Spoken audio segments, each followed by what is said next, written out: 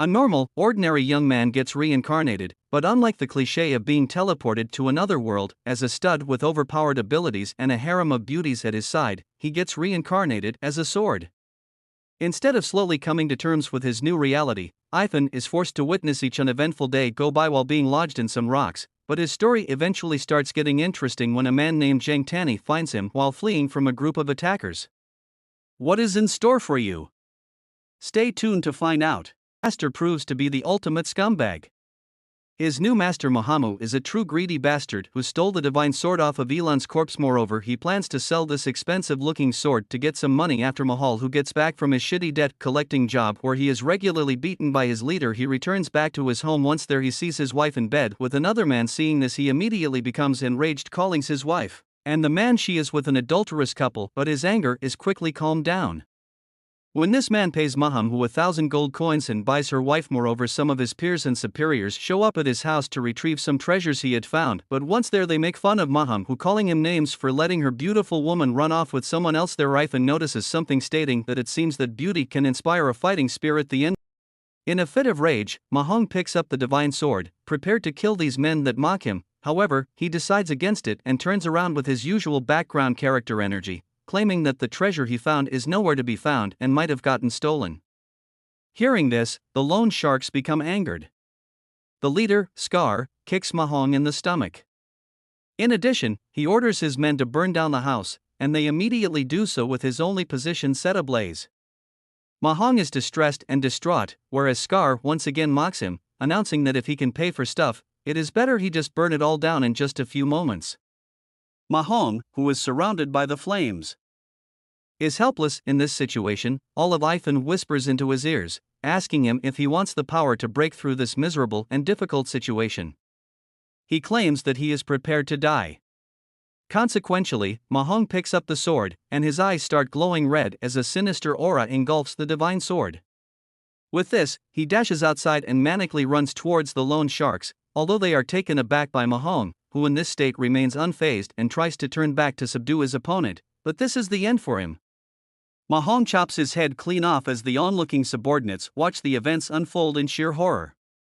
Mahong announces that humans are truly weak. Moreover, he then claims that it's their turn and kills them both. With this, he has killed one of his major problems, but two main ones still remain. His next foe, Master Jin, is a way bigger threat. As such, Mahong, who has to become stronger, decides to train, and so he finds a cave to hone his skills, and half a month later he finally reaches the peak of a level 1. Warrior is now significantly stronger, and now is the perfect time for him to take his revenge against all those who look down on him and laugh at him. On top of that list are the Jin family's gambling house and the Huang family. As such, he heads over to his burnt-down house, where he finds two members of the Jin family to be present. These men are trying to locate Mahong and Scar, whom they deem must be found as he knows some of the boss's secrets. All of a sudden, Mahong sneaks up from behind them, sending jitters down the men's spines. This catches them by surprise, and they take a step back, eventually recognizing Maham. On the other hand, Mahong, who himself is surrounded by a black, ominous aura, questions these people, asking why they are trying to find him. One of the Huang men asks him where Scar is, stating that the last thing known about him is that he was sent over to his house. Fearing this, Mahong who just gives them a smile and asks if they really want to know. After uttering these words, he doesn't waste a single moment and immediately disconnects the heads of his enemies. Moreover, he proclaims that it's time for him to begin his search for that man and heads over to the gambling house. There, thanks to Yufan's luck boost skill, he makes a fortune. As a crowd forms around him witnessing the sheer amount of money, Mahong, who as one Jin, finally shows himself. He tells the customers that they have to deal with some personal business and tells them to leave as the house empties out. Several thugs and ruffians surround Mahong, who is sitting there looking unconcerned. Jinny eventually speaks up and announces that Mahong, who is being given a chance, is being ordered to get lost from the gambling house, leaving the money he has won here and never coming back. If he agrees to do this, Jin will forgive him, or else he will make Mahong's life miserable. Despite this threat, Mahong, who is unfazed and acts arrogantly, maliciously asking if Jin knows how Scar died. Upon hearing this statement, Jin orders his thugs to kill Mahong, who is already prepared for the battle and is trembling with excitement. In an instant he gets out of his chair and begins to wreak havoc. He kills all the thugs in a blink of an Whereas Huffan explains that Mahong, who has been demonized by the evil spirits, leaving only Jin alive, he slowly approaches him and states that now it's his turn. Terrified, he tries to flee from the situation, but Mahong, who doesn't allow him, to stabbing him in the back and killing him. Furthermore, he presents Jin Shen's head to the mercenary group, announcing himself as the new leader of this group. All of a sudden, the captain of his battalion shows up in the room, seeing him lesser than a Hongu. Sitting on the captain's throne, he lashes out and asks how he dares to do such a thing, but this loud mouth ends up costing him his life as his head is sent flying across the room. Having displayed his strength and power to the foot soldiers, he is accepted by them as the new leader of this violent mercenary group, and the first order of business is to treat his new subordinates as such. He distributes all the gold coins he had stolen and brought from the Jin family's gambling house, although quite happy that he has reached this stage in his life so quickly. Mahong, whose revenge is still far from over as Master Jin, still remains. On the other hand, at the Jin gambling house, Master Jin himself is at the scene to investigate what is going on. He learns that all the personnel present there were killed by Maha, and even all the gold was stolen. Upon closer inspection, Master Jin notices how the corpses have been sucked dry. He inquires if Mahong, who was dabbling in the divine arts, might have been doing just that while missing for the previous half a month. Moreover, the victims' corpses have the same characteristics as the ones from the recent Storm Tiger group victims. Master Jin claims that it is very likely that Mahong, who ate, has gotten his hands on the magic sword which can absorb blood. All of a sudden, a soldier comes rushing inside and announces that there is even more bad news, proclaiming that Mahong, who along with his men has broken into the mansion. Perplexed, Master Jin orders all his subordinates to hastily make their way back to the mansion when they reach their destination. However, they find that Mahong, who has taken over completely, she is currently waterboarding Master Jin's wives. Who is still acting cocky nonetheless. As he is about to get hit, he dodges the attack and splits the attacker into two pieces. Seeing this, Master Jin decides to confront Mahong, who himself and rushes him while using a level 2 martial arts skill. Using his techniques, he launches a fireball towards his foe, catching him off guard. This also hits one of his wives, who is set ablaze and runs towards Master Jin for help. However, he simply kills her, not wanting to waste time. Seeing this, Mahong, who managed to evade the incoming attack, expresses how he just acted just like Boss Jin the Ruthless, but Jin retorts back, claiming that he is at least better than Mahong, who sold his wife for some money. In addition, he states how he sought his wife at the young Master Wang's place. His provocations work, and Mahong, who becomes furious after listening to this, he jumps into attack, announcing that he will kill that woman after he deals with Jim, and with this they both begin to exchange heavy blows. Despite being on a higher level, Master Jin loses the fight as his sword breaks during the battle. Using this opportunity, Mahong, who chops off his arms, leaving Jin to resort to the only possible thing he can do, using one of his subordinates as a human shield in order to avoid the fatal blow coming his way. Despite this, he ultimately dies at the hands of Mahong, who soon after, at the mansion of the city lord, the lord of this city hears about the demises and destruction of the Jin family. Moreover, he cannot believe the one who killed Jin, a level 2 martial artist with immense skills, is the Leopard mercenary group. In addition to this, he also learns that the Vault of Heaven is soon approaching, expressing how they have recently been having a hard time. Meanwhile, a group of men riding horses are seen to be fast approaching. On the other hand, Mahong is living the best life he can after having a fun time with a woman. He expresses how cool it really is to live like this. He explains that as long as he has the divine sword and can use its abilities, he can defeat any foe.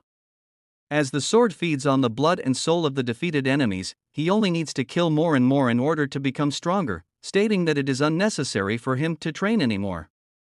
However, Ethan is skeptical of this way of thinking that his current level is not enough for him to rely on the divine sword all the time.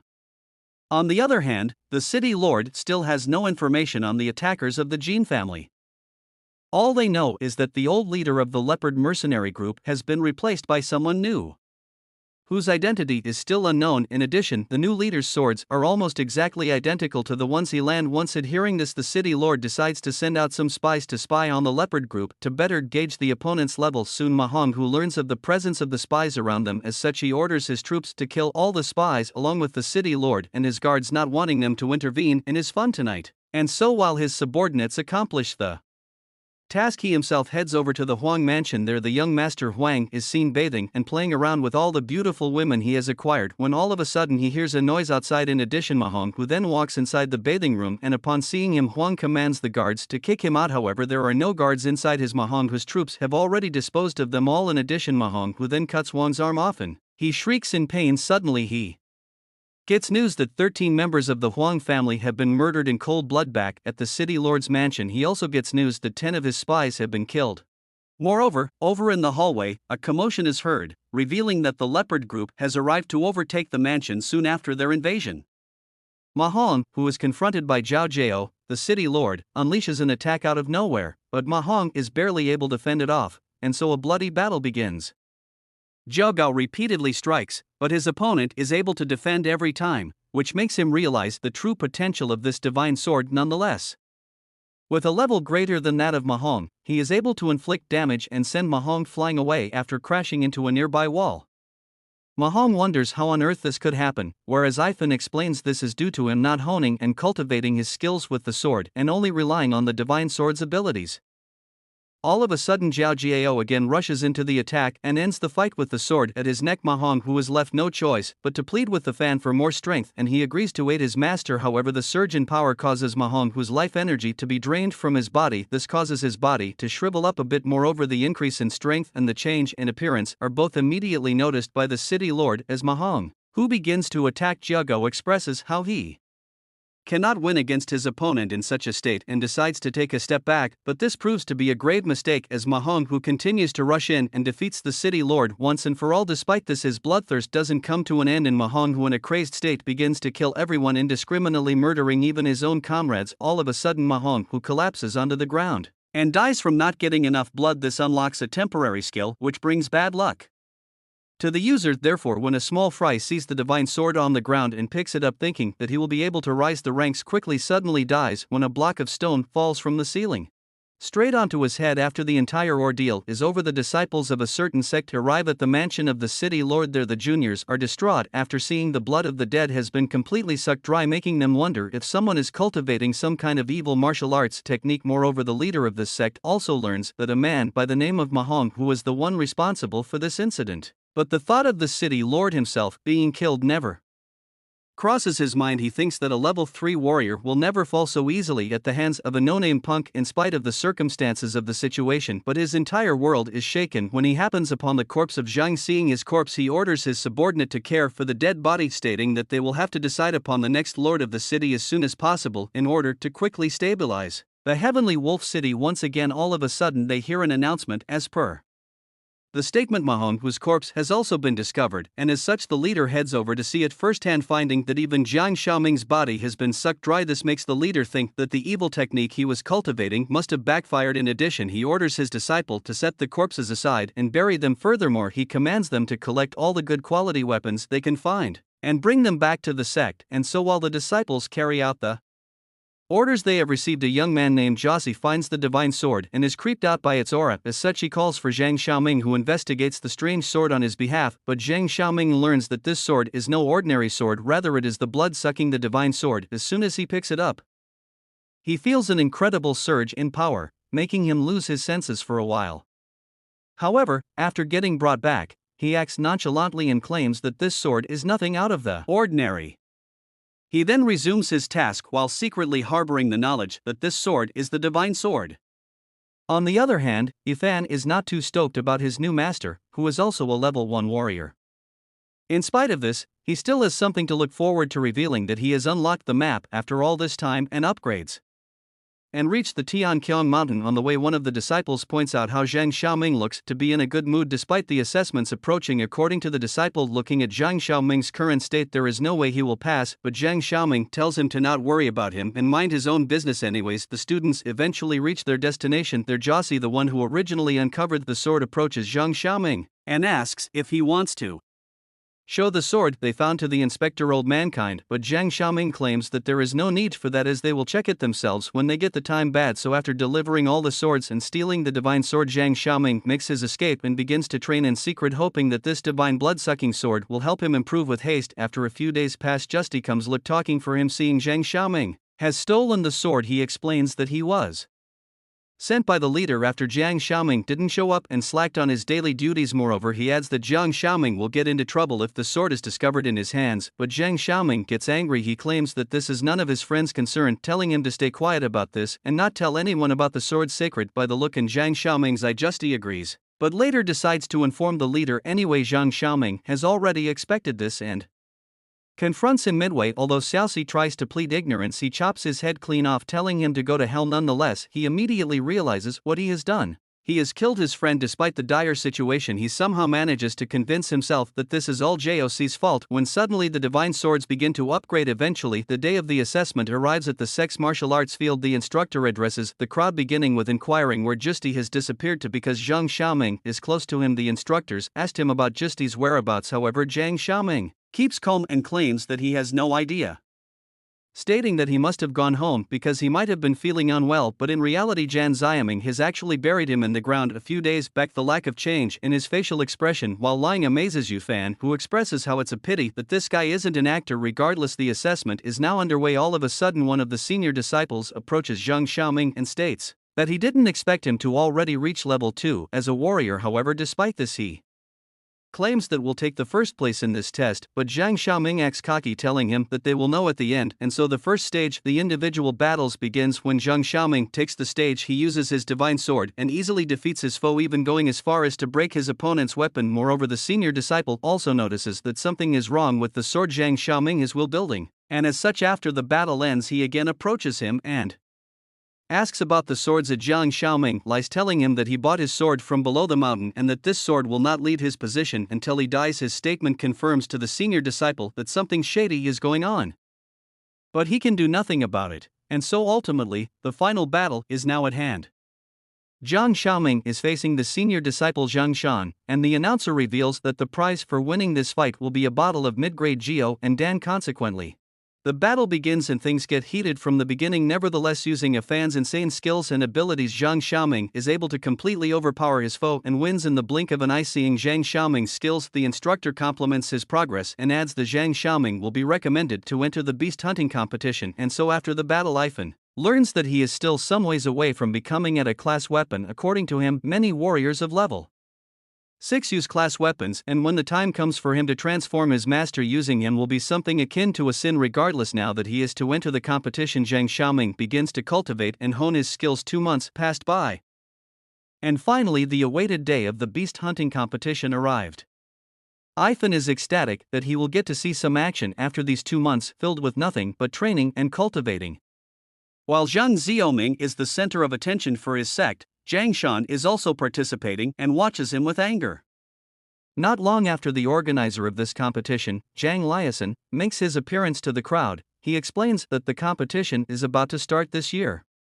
143 people are participating this year, and the top 20 will be promoted to winner disciples and be stationed at the mountaintops. Furthermore, he claims that the ranking will be based on the crystal rankings that are obtained from the beast's dead body.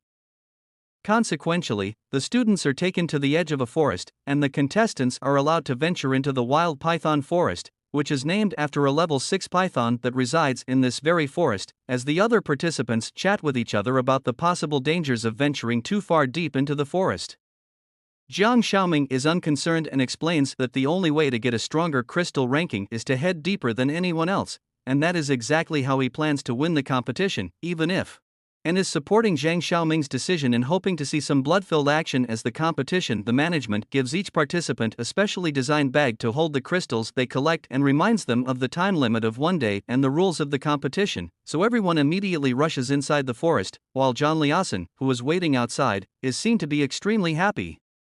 It is revealed that this is all a part of his ploy to lure out the level 6 python. He wants to acquire this beast's crystal, deeming that the loss of all these disciples will be nothing worth mentioning if he is able to get his hands on it. Zhang Xiaoming begins to compete edition on a high note and immediately rushes to hunt down all the beasts he can find, gaining evolution points from every kill. Not long after, Ifan has finally accumulated enough evolution points to finally transform and evolve into a class weapon and decides to do so right now. And so while Zhang Xiaoming is still fighting against the pig-like beasts, the evolution process begins. The divine sword's destructive power increases instantaneously, and the attack Zhang Xiaoming performs leaves his victims with a mere skeleton only. In addition, the blade also suddenly starts to glow a deep blood red color, and the aura becomes so huge that it reaches the sky. However, it is not all positive, as the guardian beast of the forest, the level 6 python, gets its curiosity piqued by the unleashed aura. On the other hand, Zhang Liason and his team of overseers also feel the immense pressure given off by the blade's evolution, although the others think this is the power of the Legendary python Zhang Liaison realizes and understands that this is something else, stating that it isn't possible for a level 6 beast to manipulate the heavens and earth in such a manner. Back to your fan, who all of a sudden has been struck by lightning amidst the chaos.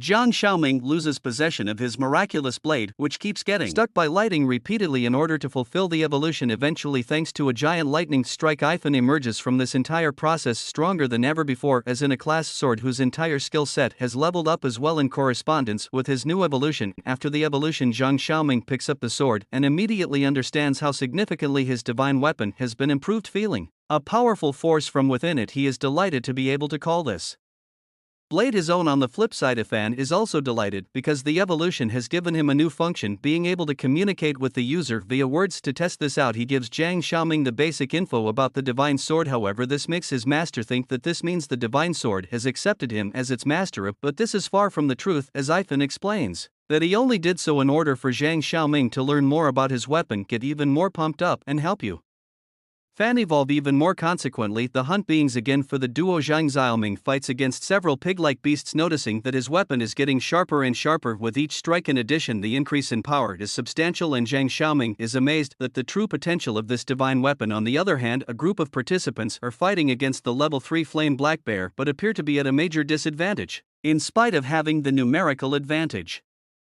Seeing them helplessly fail around this beast, Jiang Xiaoming labels them as trash, condemning them for not being able to deal with a measly level 3 black bear, and decides to jump into attack himself, wanting to see what is tougher, the beast's skin or his own skills. He pounces on the bear and unleashes his attacks. However, the bear fails to prove a suitable opponent, as Jiang Xiaoming is easily able to cut off its arm and bring it to his knees in just seconds. Moreover, after damaging his foe, he also acts cocky, while Yufan is also amazed at the new power he has acquired after his evolution. After defeating the black bear, Jiang Xiaoming also extracts the crystal from within its corpse in order to claim this kill is his own and increase his crystal ranking. However, the participant who was engaging the beast before he stepped forth and intervened, they claim that they were the ones who first found the level 3 beast, and as such it isn't right for Jiang Xiaoming to steal their prey. Hearing this, Jiang Xiaoming smirkingly asks what they want to do now, while Ifan is angry at these lowlifes who ran away when things were getting dangerous and return now that the fight has come to a conclusion and the danger has been averted. The other participants announce that they want the crystal and instead Jiang Xiaoming can have the beast's corpse. Although Jiang Xiaoming just laughs it off, the others don't seem to be joking. Among them, one steps forth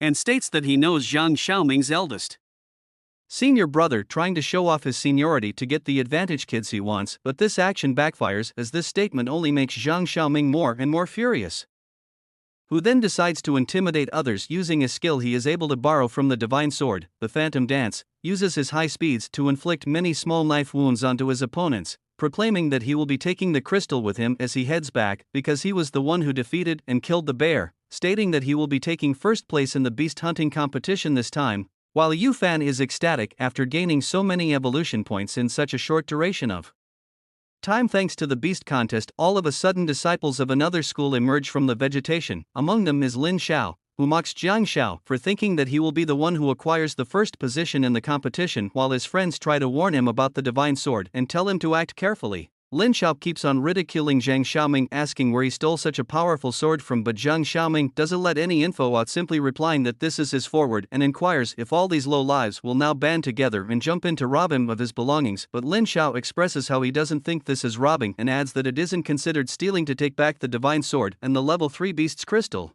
which Jiang Xiaoming originally stole as well. Uttering these words, the participants then rush into Jiang Xiaoming with the intention of killing him if he retaliates or resists. However, even the combined strength of all these warriors isn't enough to phase Jiang Xiaoming, who uses the sword skill Phantom Dance once again to easily defeat the attackers, approaching him leaving only Lin Xiao standing. He then comes closer to him, whereas the commotions have caught the eye of this forest's legendary guardian, as Jiang Xiaoming corners him and points his sword at the foe's neck. Lin Xiao quickly falls to the ground.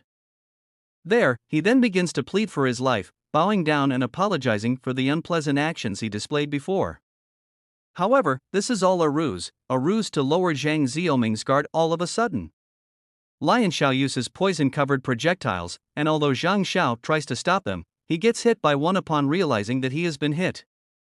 Jiang Xiaoming demands the antidote, but Lin Xiao just laughs. He reveals that there is no antidote for this particular poison and tells his opponent to just die with regret. This makes Yu Fan pessimistic, and he wonders if this is the end of his journey with the strongest swordmaster he has made contact with up until now. But Jiang Xiaoming isn't so mentally weak. Despite being poisoned, decides to attack Lin Xiao and sends him back flying, dealing a heavy blow which does good damage. He then expresses how he will take down Lin Xiao with him even if he is dying. Injured Lin Xiao still tries to parry the incoming attacks, but the fight gets interrupted by something. This is the level 6 python of this forest. The snake bites Jiang Xiaoming's body and subdues his movements, allowing Lin Xiao to escape, but Jiang Xiaoming doesn't allow that to happen and throws the divine sword at the fleeing participant. On the other hand, Zhang Luzhen learned that the bee he had been after for so long had finally appeared in front of him thanks to the countless killings of the junior disciples of Fan, who has just stabbed. Lin Xiao gets attacked by the snake as well. The python, using its giant frame, swallows Yu Fan whole. He is seen to be concerned that he will become corroded as Zhang Luzhen and the other overseers of this competition confront the monster. They use ranged techniques to avoid getting too close, staying careful of the python's poison. They attack repeatedly, but the snake dodges the incoming blows and rushes to counterattack, but all this resistance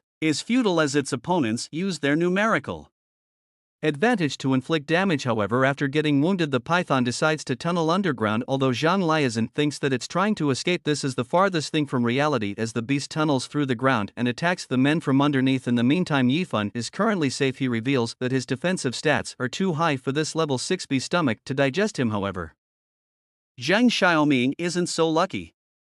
After getting eaten, he has been turned into nothing but a skeleton.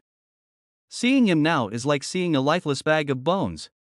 Ifan offers a moment of silence for the deceased soul of the strongest swordmaster. He had thankful to him for helping him evolve in time to avoid ending up like him. He gets distracted by the horrendous smell inside the beast's stomach. Fortunately, Ifan has an ace up his sleeve. Thanks to not having used up all of his evolution points, he is able to use his skills performing phantom dance from the inside. He begins to carve a way out from inside this monster. However, this makes Python act crazy on the outside as he thrashes around. Zhang Liazhen and the others, despite being injured, decide to use this opportunity to finally take the beast's head, and they move in to end it once and for all. All of a sudden, Ifan, the divine blood-sucking sword, is able to make his way out. Moreover, for killing this level 6 beast, he acquires 600 evolution points. The end for now.